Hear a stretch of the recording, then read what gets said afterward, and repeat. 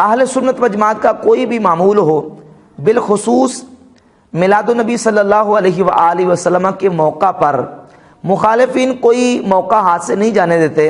اور شرک اور بدعت کے اور پتہ نہیں کیا کیا اس قسم کے فتوے لگا کے ہمارے اہل سنت و جماعت کے معمولات کو غلط ثابت کرنے کی کوشش کرتے ہیں،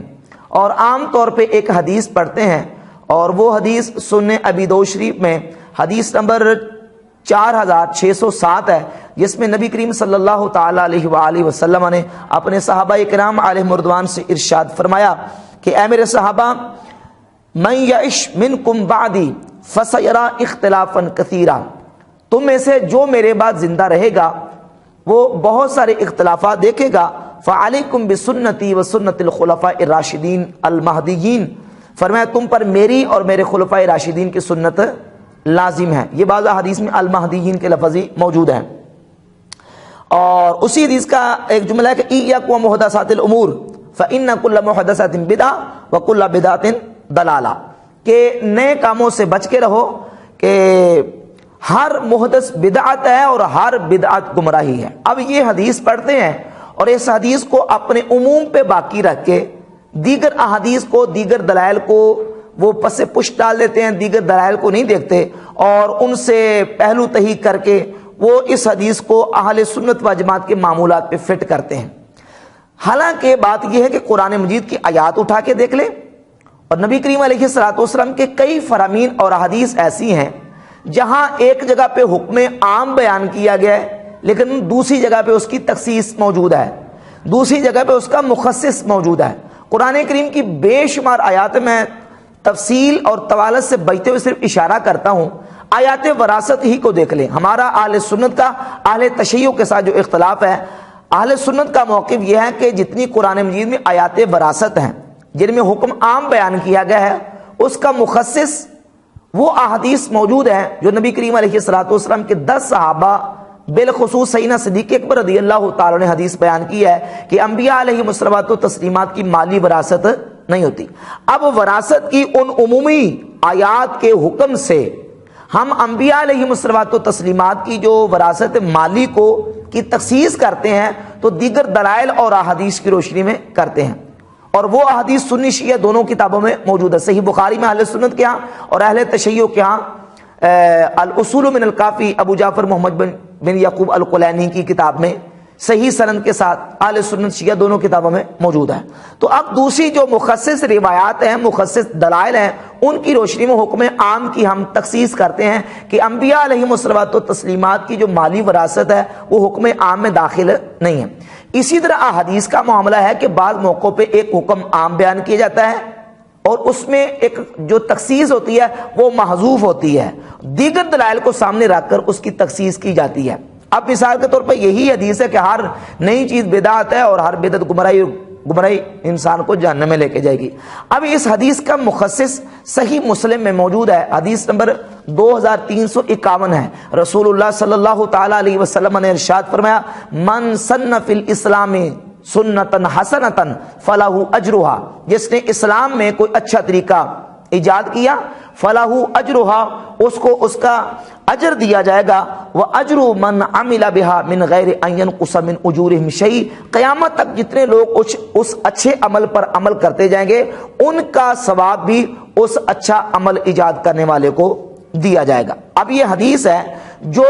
جس میں ایک نیا اور اچھا عمل جس کا پہلے سے اگرچہ وجود نہ ہو، اچھا عمل ایجاد کرنے پر رسول اللہ صلی اللہ تعالی علیہ وسلم نے اجر کی بشارت ارشاد فرمائی۔ اسی حدیث کی تشریح کرتے ہوئے امام شرف الدین یحییٰ النووی رحمۃ اللہ علیہ الشافعی، بہت بڑے عظیم محدث ہیں، شارح مسلم، انہوں نے صحیح مسلم کی اس حدیث کی شرح کرتے پہلے جلد صفحہ نمبر 327 پر لکھا، کہتے ہیں فی ھذا الحدیث، ابھی جو من سن فی الاسلام سنتن حسنہ والی حدیث پڑھی ہے، فرماتے ہیں فی ھذا الحدیث تخصیص قولہ صلی اللہ علیہ وسلم کل محدثۃ بدعہ وکل بدعۃ ضلالہ، کہتے ہیں اس حدیث میں نبی کریم علیہ الصلوۃ والسلام کے اس فرمان کی جو ابو داؤد میں موجود ہے کہ ہر نیا کام بدعت اور ہر بدعت گمراہی ہے، اس کی تخصیص ہوتی ہے۔ اس میں تخصیص موجود ہے کہ ان المراد بہ المحدثات الباطلہ والبدع المذمومہ، کہ وہ جو فرمایا گیا کہ ہر بدعت گمراہی ہے، اس سے مراد باطل بدعت ہے، اور بدعت مذمومہ مراد ہے، اس میں جو اچھا عمل ہے وہ مراد نہیں ہے۔ اور پھر آگے فرماتے ہیں کہ بدعت کی 5 قسمیں ہیں: واجبہ، مندوبہ، محرمہ، مکروہ اور مباح۔ تو امام نووی رحمۃ اللہ شارح مسلم نے بھی اس کی تشریح میں لکھ دیا کہ یہ جو حدیث 2351 نمبر حدیث من سن فی الاسلام سنتن حسنتن، یہ مخصص ہے کل بدعت ضلالہ کی، کہ اس میں حکم عام بیان کیا گیا اور اس میں تخصیص کر دی گئی، اور تخصیص یہ ہے کہ جو اچھا عمل ہے، جو شریعت سے ٹکراتا نہیں ہے، اور جس سے نبی کریم علیہ الصلوۃ والسلام کی سنت کو کوئی اس پہ زیادہ نہیں پڑتی اور رافع سنت نہیں ہے، وہ اس میں داخل نہیں۔ اگر اس حدیث کو اپنے عموم پہ رکھا جائے، ابو داؤد کی حدیث کو، تو پھر اس میں ہر قسم کی بدعت شامل ہوگی، ہر قسم کا نیا کام، جو بھی نیا کام ہے ہر نیا کام اس میں شامل ہوگا، یعنی وہ چاہے بدعت مکفرہ ہو، بدعت وہ مفسقہ ہو، بدعت مکفرہ ہو، بدعت شرعی ہو، بدعت لغوی ہو، جس طرح یہ تقسیمات یہ کرتے، بدعت حسنہ ہو، بدعت سیئہ، ہر قسم کی بدعت اس میں داخل ہے۔ جبکہ ہم دیگر احادیث اور دلائل دیکھتے ہیں تو اس میں واضح طور پر صحابہ کرام علیہ مردوان نے ایک نئے کام کو بدعت کہا اور بدعت کو اچھا بھی کہا۔ اگر اس حدیث کو اپنے عموم پہ باقی رکھے تو اس سے تو نبی کریم علیہ الصلوۃ والسلام کے جلیل القدر صحابہ بلکہ خلفائے راشدین کا نعوذ باللہ بدعتی اور گمراہ اور نعوذ باللہ تعالی جہنمی ہونا ثابت ہوگا، حالانکہ یہ کوئی سنی مسلمان عقیدہ نہیں رکھ سکتا۔ اب مثال کے طور پر صحیح بخاری کی حدیث نمبر 2010 دیکھیں۔ سیدنا عمر فاروق رضی اللہ تعالیٰ عنہ نے جس وقت نماز تراویح پورا مہینہ جماعت کے ساتھ ادا کروائی تو لوگوں کو پورا مہینہ جماعت کے ساتھ نماز تراویح پڑھتے دیکھا تو فرمایا نعم البدعۃ ھذہ، یہ کتنی اچھی بدعت ہے۔ اب ابو داؤد کی حدیث نمبر 4607 سامنے رکھیں کہ ہر بدعت گمراہی ہے، لیکن ادھر حضرت عمر کیا فرماتے ہیں؟ نعم البدعۃ ھذہ، یہ اچھی بدعت ہے، ہر بدعت گمراہی ہے۔ حضرت عمر کہتے ہیں یہ اچھی بدعت ہے۔ تو اب پتا چلا کہ حضرت عمر رضی اللہ عنہ کا بھی عقیدہ یہ تھا کہ وہ حدیث اپنے عموم پہ نہیں ہے، بلکہ جہاں فرمائے گا کل بدعت ضلالہ، اے بدعت مذمومہ، بدعات الباطلہ، بدع المذمومہ، بدع الباطلہ مقصود ہے، نہ کہ ہر اچھا نیا کام۔ نیا کام اچھا جو ہے وہ اس میں داخل نہیں ہے۔ اسی طرح سیدنا عبداللہ ابن عمر رضی اللہ تعالیٰ کے حوالے سے آپ دیکھ لیجئے، سیدنا عبداللہ بن عمر رضی اللہ تعالیٰ عنہ سے نماز چاشت کے بارے میں پوچھا گیا۔ نماز چاشت کے بارے میں سیدنا عبداللہ بن عمر کا موقف یہ تھا کہ نبی کریم علیہ الصلوۃ والسلام نے اس نماز کو ادا نہیں کیا، اگرچہ اس پر حدیث موجود ہے، لیکن عبداللہ بن عمر کا یہی عقیدہ تھا کہ نبی کریم علیہ السلام نے نماز چاشت کو ادا نہیں کیا۔ جب آپ سے پوچھا گیا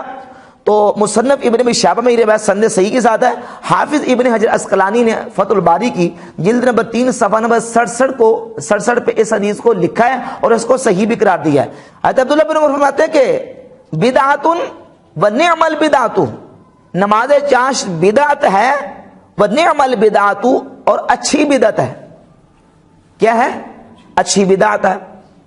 دو روایتیں، اب اس کے ساتھ تیسری روایت لیں۔ صحیح بخاری میں حدیث نمبر 915، سیدنا عثمان غنی رضی اللہ تعالی عنہ نے جمعہ کی دوسری اذان شروع کروائی۔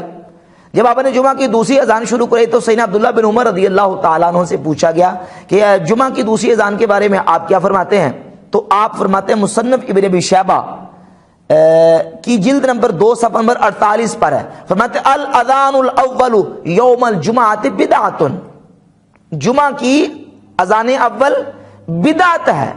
اب سوال یہ ہے کہ اگر یہ بدعت سے مراد بدعت سیئہ یا بدعت ضلالہ ہے تو حضرت عثمان غنی کیا ٹھہریں گے؟ بدعتی اور نعوذ باللہ گمراہ اور نعوذ باللہ تعالیٰ اس حدیث کے مطابق جہنمی، الیاذ باللہ تعالیٰ۔ تو معلوم ہوا کہ یہ بدعت سیئہ اور گمراہی والی بدعت نہیں ہے، بلکہ نعم البدع ہے، اچھی بدعت ہے، اچھا طریقہ ہے۔ تو اب کلہ بدعت ضلالہ والی حدیث کو سامنے رکھے، ہر بدعت گمراہی ہے۔ عبداللہ بن عمر کہتے ہیں کہ جمعہ کی اذان بدعت ہے، نماز چاشت بدعت ہے۔ سیدنا فاروق اعظم فرماتے ہیں کہ نماز تراویح بدعت ہے، ہر بدعت گمراہی ہے۔ تو اس کے مطابق تو نعوذ باللہ کے سارے صحابہ کیا ٹھہریں گے؟ بدعتی اور گمراہ اور نعوذ باللہ تعالیٰ جہنمی، الیاذ باللہ تعالیٰ۔ تو لازمی طور پہ دیگر حدیث کو من سن فی الاسلام سنتن حسنہ والی حدیث کو مخصص مان کر یہ اس حدیث کی تخصیص کرنی پڑے گی کہ ہر بدعت سے مراد بدعت مذمومہ اور بدعت باطلہ مراد ہے، ہر نیا کام اس سے مراد نہیں ہے، وہ حدیث عام ہے، اس کی تخصیص دوسرے احادیث اور دوسرے دلائل سے موجود ہے۔ سیدنا ابو امامہ باہلی رضی اللہ تعالیٰ سے امام ابو القاسم سلیمان ابن احمد طبرانی رحمۃ اللہ علیہ اپنی کتاب المعجم الاوس کی جلد نمبر 5 صفحہ نمبر 314 پہ حدیث کا نمبر 7450 حدیث لے کے آئے ہیں. اگرچہ اس حدیث کی سند میں 2 راوی کمزور ہیں، لیکن یہ سمجھے توابع اور شاہد کے طور پہ یہ روایت بھی سیدنا عبداللہ بن عمر اور فاروق اعظم رضی اللہ تعالیٰ عنہما کی روایات کے مطابق بالکل ان سیم تقریباً انہی جیسے جو نا وہ ان کا موقف ہے. وہ فرماتے ہیں کہ یہ جو نماز تراویح ہے نا، انما قیامہ شیء احدثتموہ، یہ نماز تراویح قیام اللیل یہ وہ ہے کہ جو تم نے خود اپنی طرف سے شروع کیا ہے پورا مہینہ جماعت کے ساتھ. فدوموا علیہ، اب تم نے اس کو شروع کر لیا تو اب اس پر پورا ہمیشگی اختیار کرو. فإن ناسا من بنی اسرائیل ابتدعوا بدعۃ فآبہم اللہ بترکہا، بنی اسرائیل نے بھی اپنی طرف سے کچھ ایسے کام ایجاد کیے تھے، بدعت ایجاد کی تھی. فآبہم اللہ بترکہم، اللہ رب العزت نے اس کے ترک پر ان کو سختی فرمائی، شدت فرمائی. اللہ رب العزت نے ان کا عیب بیان کیا اس پر کہ انہوں نے اس کو ترک کیوں کیا. تو سیدنا ابو امامہ باہلی رضی اللہ تعالیٰ کی اس روایت سے بھی یہ بات بالکل واضح ہوتی. امام جلال الدین سیوطی رحمۃ اللہ علیہ اپنی کتاب الامر بالاتباع والنہی عن الابتداع، اس میں ایک روایت لے کر امام حسن بصری رحمۃ اللہ علیہ سے، امام حسن بصری رحمۃ اللہ علیہ فرماتے ہیں صفحہ نمبر 88 ہے کہ القصص بدعۃ، قصہ خوانی بدعت ہے، ونعمت البدعۃ، یہ بہت ہی اچھی بدعت ہے.